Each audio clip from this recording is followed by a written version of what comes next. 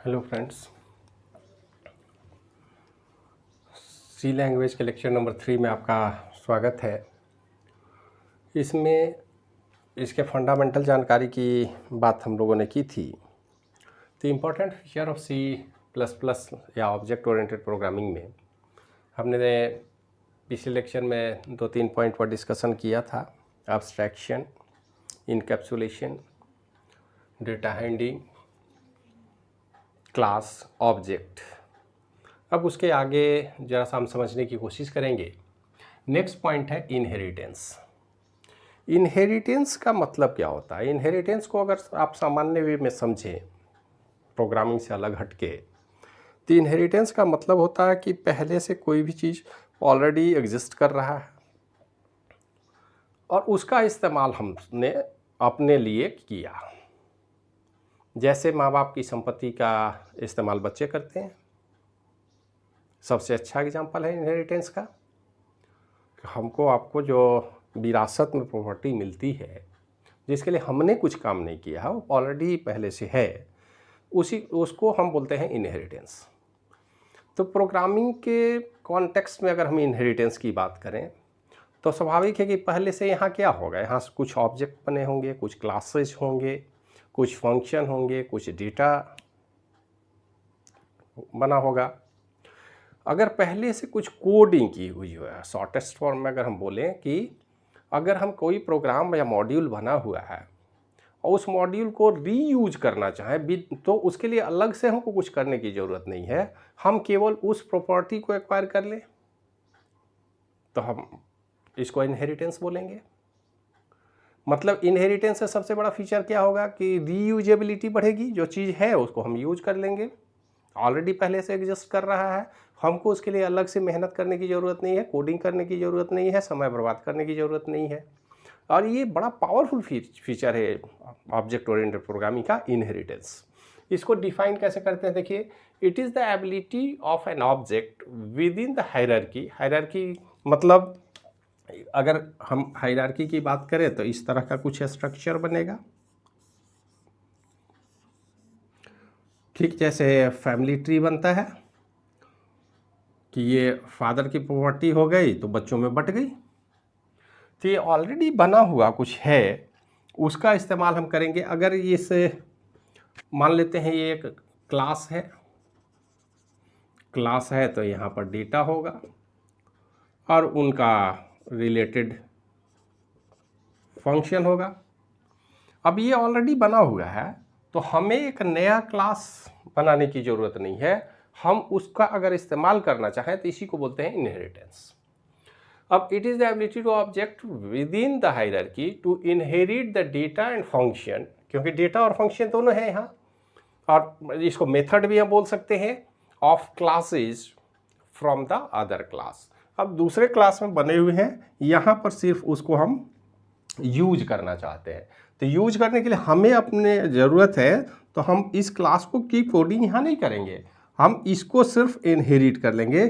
तो अगर इनहेरिटेंस की बात होगी, ऐसे डिटेल आगे हम लोग देखेंगे, लेकिन एक बेसिक स्ट्रक्चर आप अगर ध्यान में रखें तो सीधे आपके दिमाग में बात आनी चाहिए कि कोई भी क्लास अगर हम डिज़ाइन कर रहे हैं तो हम पहले ये विचार कर लेंगे कि क्या पहले से कोई क्लास इस तरह का एग्जिस्ट है। अगर पहले से बना हुआ है हमारे प्रोग्राम में, प्रोग्राम के स्ट्रक्चर में कहीं भी बना हुआ है तो उसको रीयूज हम कर सकते हैं, हमको दोबारा कोड लिखने की ज़रूरत नहीं है। तो इससे क्या होगा कि रीयूज हम कर सकते हैं कोड, बने हुए कोड को, बने हुए क्लास को, और उसमें कुछ ऐड भी कर सकते हैं, हम कुछ फीचर को हटा भी सकते हैं अपने यहाँ ला करके। मतलब उसको हम एक्वायर कर लेंगे, अपने आधार पर इसकी मॉडिफिकेशन करके हम फिर से इस्तेमाल कर सकते हैं, डायरेक्ट इस्तेमाल कर सकते हैं। ये हमारे ऊपर है। जब एक बार एक्सेस राइट हमको मिल गया, हम उसको एक्सेस कर पा रहे हैं, तो उसमें ज़रूरत के मुताबिक हम मॉडिफिकेशन भी कर सकते हैं। तो ये जो व्यवस्था है इसी को हम बोलते हैं इनहेरिटेंस, और ये बड़ा पावरफुल फीचर है। इसके विषय में हमको ध्यान रखने की ज़रूरत है। तो जब भी आप कोडिंग करेंगे, प्रोग्राम करेंगे, तो एक टाइप के ऑब्जेक्ट जनरली एक ही बार बनाए जाएंगे, बार बार बनाने की ज़रूरत नहीं है। हमारे पास टूल्स होंगे और उनके सहयोग से हम बार बार डिज़ाइन नहीं करेंगे, बल्कि अगर ऑलरेडी अगर एग्जिस्ट करता है, बना हुआ है, तो उसको रीयूज कर लेंगे। ये महत्वपूर्ण पॉइंट है। इसके बाद आता है पॉलीमॉर्फिज्म। पॉलीमॉर्फिज्म में एक कॉन्सेप्ट है जिसमें इस तरह की बिहेवियर को हम डालने की कोशिश करते हैं कि आप आसानी से इसको समझ सकते हैं। पॉलीमॉर्फिज्म का मतलब सीधा होता है कि एक ही एक्शन पर अलग अलग रिएक्शन। पहले इस बात को आप ध्यान में रखें। मतलब हमने एक ही फंक्शन को कॉल किया, जिस तरह का पैरामीटर होगा, एक ही पैरामीटर से जिस तरह का हम डेटा फीड करेंगे उसी तरह का रिएक्शन होगा, उसी तरह का रिजल्ट मिलेगा हमको। सामान्य भाषा में आसानी से समझा जा सकता है। अगर हम कहें कि अगर 2-3 पर्सन पर एक ही तरह के सवाल दिए जाए, हो सकता है कि एक ही सवाल का जवाब 3 अलग अलग लोगों से अलग अलग रिप्लाई आएगा। सवाल एक ही है, लेकिन एग्जामिनेशन में क्या होता है, सोचिए कि एक ही एग्जाम का 10 बच्चों ने आंसर करना है, तो 10 अलग अलग तरह से रिफ्लेक्ट करते हैं कि नहीं। तो ये यहाँ पर तो अंतर ये है कि बच्चे अलग अलग हैं, उनकी स्टडी लर्निंग एबिलिटी अलग अलग है, पढ़ाई का तरीका अलग अलग है, सोचने का तरीका अलग अलग है। लेकिन प्रोग्रामिंग के केस में हम इस तरह के डिफरेंस की कल्पना तो नहीं कर सकते, लेकिन हाँ, अगर हम कोई एक्शन को परफॉर्म करने की कोशिश करें और डेटा वैल्यू में कोई बदलाव हो तो हमारा रिजल्ट बदल सकता है। जैसे मान लेते हैं एक फंक्शन है एरिया कैलकुलेट करना हमको। एरिया को कैलकुलेट करने का तरीका अलग अलग होता है, अलग अलग शेप के लिए। अगर एरिया कैलकुलेट करना है हमको सर्किल का, तो सर्किल के लिए अलग डेटा पास करेंगे। ट्रायंगल का अलग डेटा पास करेंगे। रेक्टेंगुलर शेप है तो अलग है, स्क्वायर शेप है तो अलग है। मतलब शेप के बदलने से हमारे एरिया का फॉर्मूला बदल जा रहा। तो इसको आसानी से समझने का एक ही तरीका है कि आप किसी एक फंक्शन को कॉल करें और उसका रिजल्ट अलग अलग आए, तो इसको हम बोलते हैं पॉलीमॉर्फिज्म। सेम एक्शन पर रिएक्शन अलग अलग हो। ये कॉन्सेप्ट क्या कहता है कि it means that the same name of a method defined in different classes in a class hierarchy. Different classes in a class hierarchy produce different result. इस बात को ध्यान में रखेंगे। कहने का सीधा मतलब है कि आप कैजुअल में ये समझें कि मान लेते हैं आपका कोई दोस्त है और दोस्तों के साथ हंसी मजाक तो चलता है। आप अपने दोस्त से हंसी मजाक करते हैं तो उसका रिएक्शन अलग होगा, और वही एक्शन आप किसी अपने घर अपने से बड़े या बुजुर्ग या अपने टीचर के साथ कर दे तो रिएक्शन परिवर्तन होगा।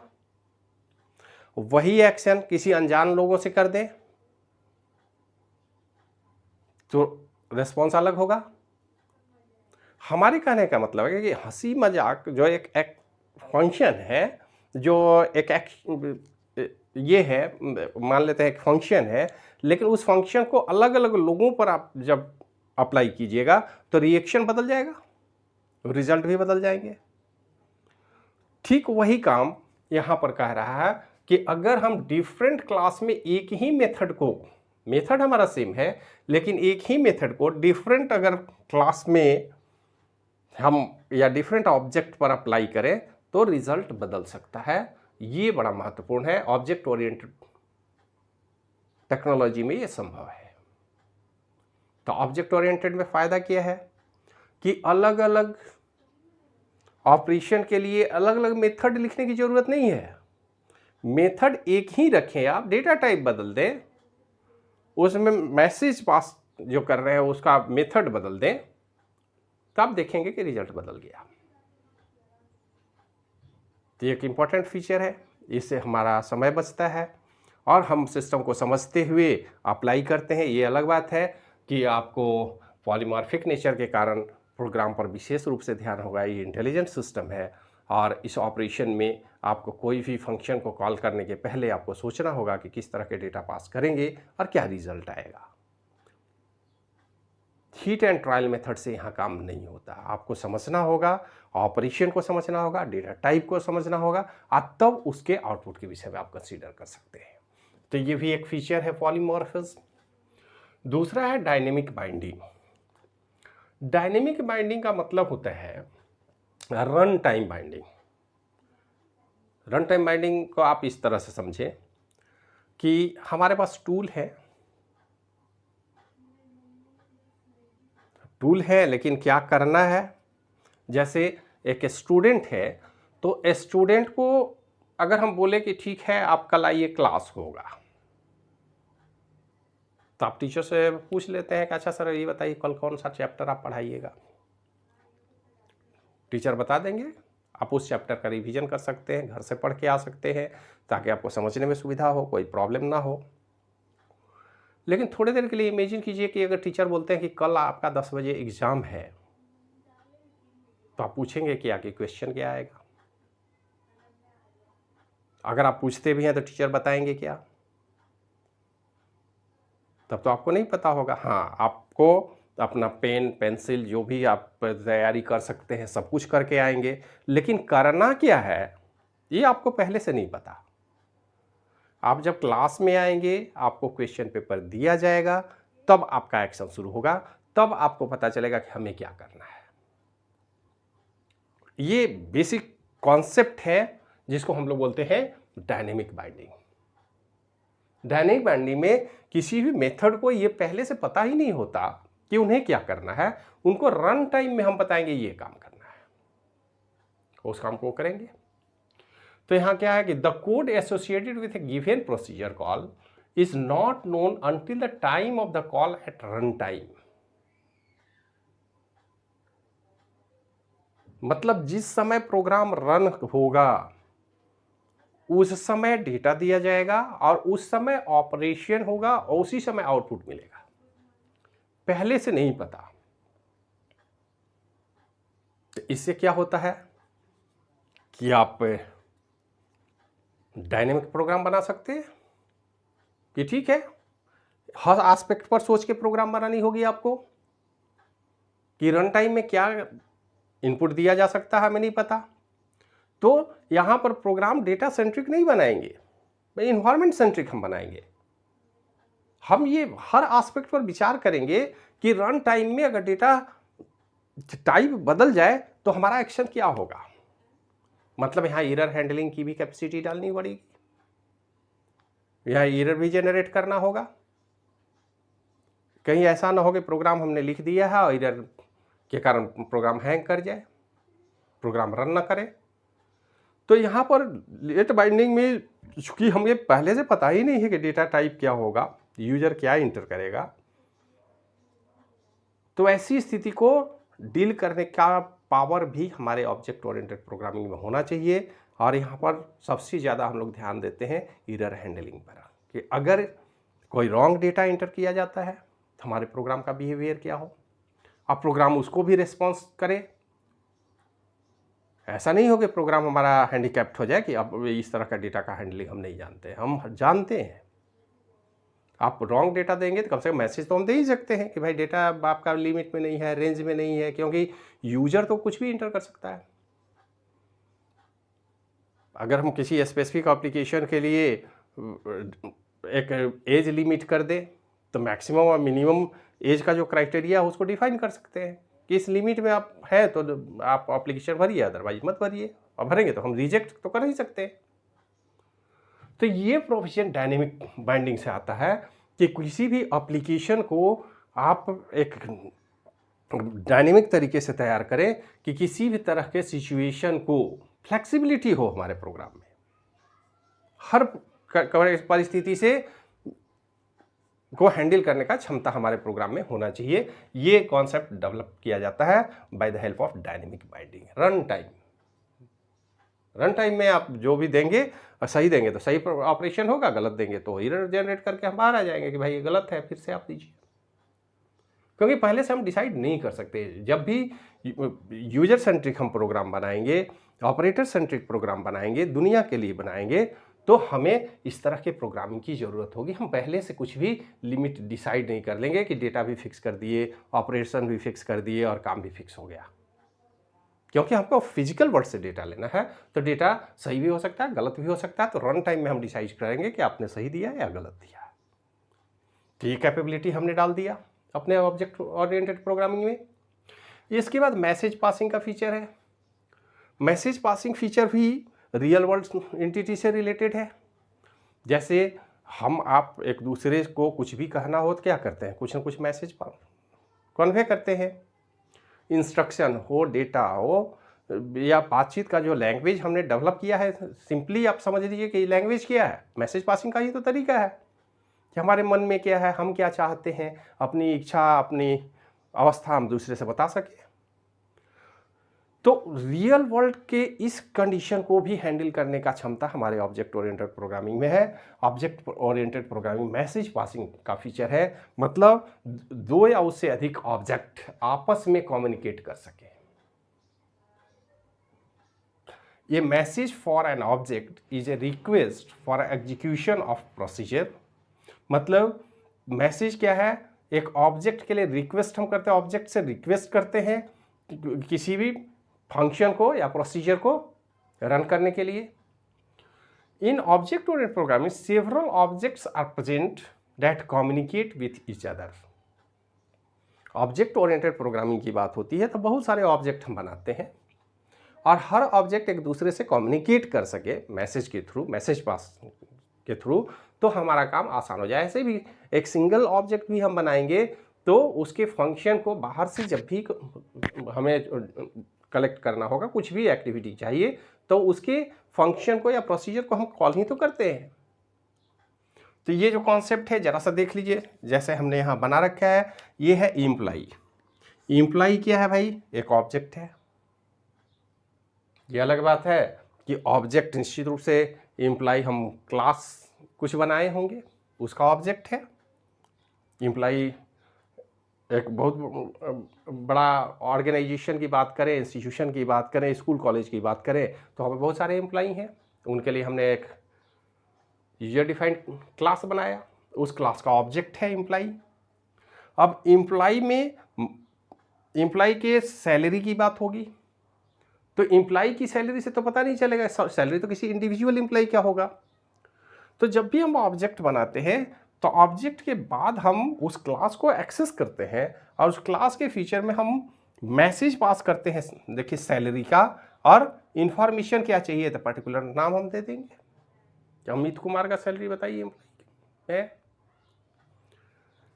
तो ये जो मैसेज है, जो ऑब्जेक्ट एक ऑब्जेक्ट से दूसरे ऑब्जेक्ट को वो पास किया जाएगा और ऑपरेशन में हमको कम्युनिकेशन में सुविधा होती है। मतलब जैसे फिजिकल वर्ल्ड में हम आप कम्युनिकेट करते हैं, हमारे ऑब्जेक्ट ओरिएंटेड के मॉड्यूल भी, ऑब्जेक्ट ओरिएंटेड प्रोग्राम में भी डिफरेंट मॉड्यूल एक दूसरे से कम्युनिकेट कर सकते हैं, मैसेज पास कर सकते हैं, और उसके आधार पर प्रोग्रामिंग को रियल वर्ल्ड प्रॉब्लम के सॉल्यूशन की तरफ हम बढ़ते हैं। और हमारा ये फीचर जो है ये बड़ा इम्पॉर्टेंट है। मतलब अगर ऑब्जेक्ट ओरिएंटेड प्रोग्रामिंग के विषय में आप सोच रहे हैं या बना रहे हैं, तो आपको ये सीधे दिमाग में रखना है कि रियल वर्ल्ड किसी सिचुएशन को आप ऑब्जर्व करेंगे, एनालिसिस करेंगे और इन सारे फीचर को लगाएंगे। मतलब हम क्लास बनाएंगे, ऑब्जेक्ट बनाएंगे, एब्स्ट्रैक्शन की बात होगी, इनकैप्सुलेशन की बात होगी, इनहेरिटेंस की बात होगी, पॉलीमॉर्फिज्म की बात होगी, डायनेमिक बाइंडिंग और मैसेज पासिंग।